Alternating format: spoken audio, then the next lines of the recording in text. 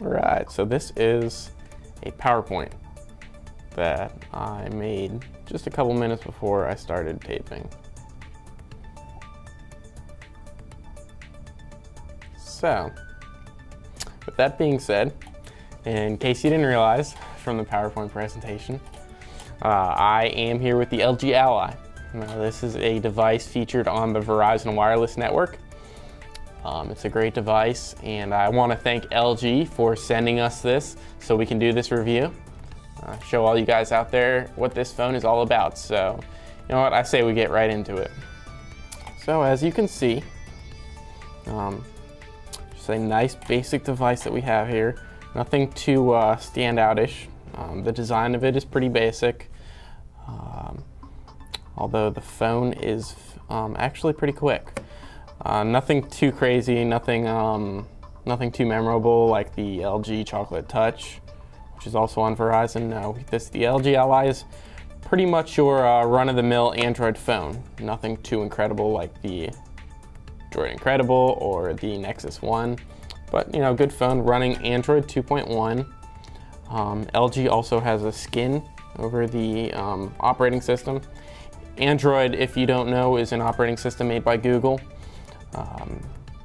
Google made it as an open source operating system, which basically means that anyone can take the code and customize it.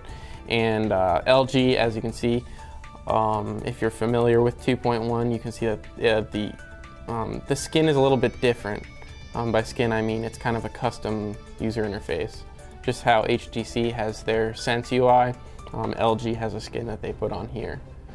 So just something to think about if you're going to get this phone. A lot of times the devices that have custom skins are usually the last ones to get an upgrade, if they get an upgrade, because when an upgrade such as 2.1 is out, LG has to completely recode their skin to coincide with the code of 2.1 or 2.2. I'm sorry, 2.2 Froyo. So that's just something to think about.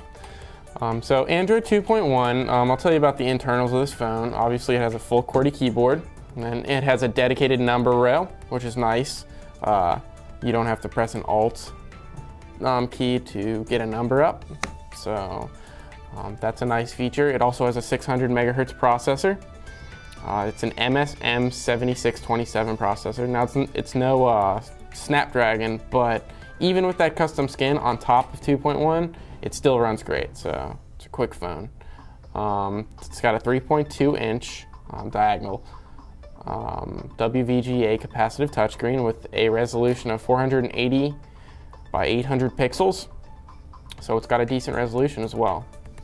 On the back, we see a 3.2 megapixel camera with an LED flash. You know, not your top of the line 8 megapixel camera like we see on a lot of phones these days, a lot of high-end phones these days, I should say. But you know, still a decent phone camera, something that, you know, we're not exactly going to enhance these photos, but just something that you want to take pictures with. The phone measures 4.56 inches by 2.22 inches by 0.62 inches, so a little over half an inch thick, which is not actually bad for a slider phone. As you can see on the outside, we have an openable slot for the micro SD card. We have a camera button. On top we have a 3.2 millimeter headphone jack. We have a volume rocker on side, as well as a micro USB charging port, which is covered with a flap. Both the micro USB charging port and the micro SD ports have flaps over them. That is to protect the port itself. So that's nice because they're not going to accumulate damage as you use the phone. A lot of times open ports will collect dust and lint if they're in your pocket, so that's not going to happen with these two.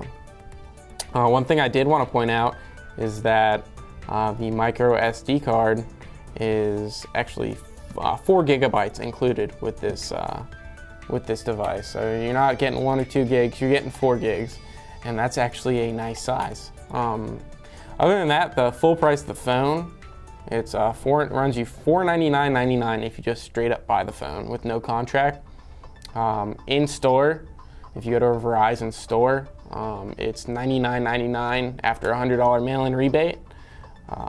Online, you can actually get it for half that, $49.99 after a $100 mail-in rebate. So that's actually a nice advantage. You'll get the phone cheapest if you buy it online with Verizon. So just something to think about. The phone weighs 5.57 ounces, so not the lightest phone on the block, but definitely a light phone. Not so light that you would think that it's fragile, because this phone does seem like it can stand up to a bit of a beating. But it's not too heavy. It's got a 1500 milliamp hour battery, meaning this phone's gonna last talk time about 7.5 hours, about 500 hours standby. Now that hasn't personally been tested by us, and that may vary depending on how much you use the phone, but that's according to the LG Ally manual. So just something I wanted to point out. Now, just flipping through this, as you can see, we have 5 different home pages. On the bottom right-hand corners and left-hand corner, you see there's little dots. You can use that to flip through home pages, or you can actually use a gesture of swiping back and forth to do it. We have our main home page right here. It has the Google search bar. Just basic icons on the bottom: messaging, voicemail, Gmail, market. We go to YouTube. We have kind of a media homepage right here. We have YouTube, a camera, a picture gallery. We have a weather widget. Shows us that it's 92 degrees here in Orlando. Other than that, we also have a device, device control here, where we can turn on or off Bluetooth, Wi-Fi, brightness. There's a social networking app called Socialite. Go into that. Here we have Facebook, Twitter. You can add MySpace, whatever social networking sites that you like to use. You can connect to, get updates with, or update, post on your wall. We have a blank site, or a blank page here, but you have a lot of room to customize these home screens as you wish. Another thing I wanted to show you, we started off with that PowerPoint presentation. Think Free Office right here is included on the menu. You can create PowerPoints. You can go to Think Free Online and customize your documents, and you can actually use Google Documents, which is nice. Google Docs, to be more precise. That's nice to have. On the phone, we actually have haptic buttons. We have a back button and a search button. Physical keys include a call, home, menu, and hang up button, as well as that's also the power button, turn it on and off. And another great thing about this that I noticed when I was playing with it is the car home feature that you can use. Now, this is a nice interface to use while you're driving. If you like hands-free, a lot of times it's required in some of the states now. It's becoming more and more popular where you can no longer actually have the phone up to your ear. So if you want to use the phone, you can view maps, get directions, search through your contacts, or just do a search. Right here is a single key. It's the biggest key on top, located easily for you to access. This is the voice feature. Press it, call John Doe mobile phone. It'll call John Doe's mobile phone. So just a nice feature to have while you're driving. I'll go into the browser. Google is the default homepage. Here we can do favorites. Go into the bar. We can do. We can either type once you press the URL search bar, the Android virtual keyboard comes up, or you can do Google Voice Search, which is nice. Let's go back. Also, displays in landscape mode. So we have portrait. It's one thing to think about is, you hold the phone, when you turn it to the left, it actually goes that way. Actually goes into landscape, but you turn it to the right and it doesn't. but that's common. Not many phones nowadays actually go both ways. So, keyboard also has a directional pad, which is nice. So, home key and menu key as well. So you don't have to reach on the side to use those keys. They're actually also used on the home screen. So that's just nice, you know. Decent battery life. Like I said, 1500 milliamp hours. Access to visual voicemail if you have that activated.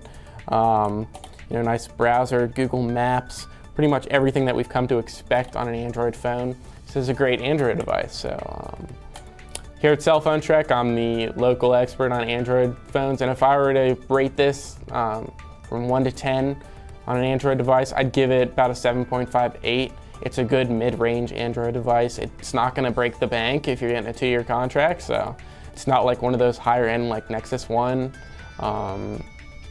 phones or Jordan Credible. You know, you're not going to be emptying your pockets to get this. Like I said, online it's $49.99 after a $100 mail-in rebate with a 2-year contract. So, you know, I think what they're aiming with, LG is aiming with Verizon with this phone, is instead of getting that super high-end Android device, you know, with all of the top-of-the-line, you know, 1 gigahertz Snapdragon processor, they're aiming at one that isn't going to break the bank, that you're going to be able to use, you know, day to day, and just a nice device that's more towards the mid-range of the smartphone. So we're starting to see the smartphones actually be separated from, you know, low, mid, and high range now instead of just all top-end devices.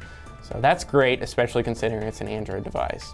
So if you're in the market, if you're due for an upgrade on Verizon, or you're just looking to switch networks, or maybe just get a new device, the LG Ally is definitely a great device to be using. Like I said, great mid-range smartphone. So go ahead and check the phone out. I hope you learned something from this review. You know, I like to bring you all the latest Android news and reviews, so don't forget to visit cellphonetrek.com for all of your latest cell phone news and reviews. And thank you for viewing. I want to thank LG once again, before we end this, for sending us this phone to review. And thank you for viewing. So you guys have a good day.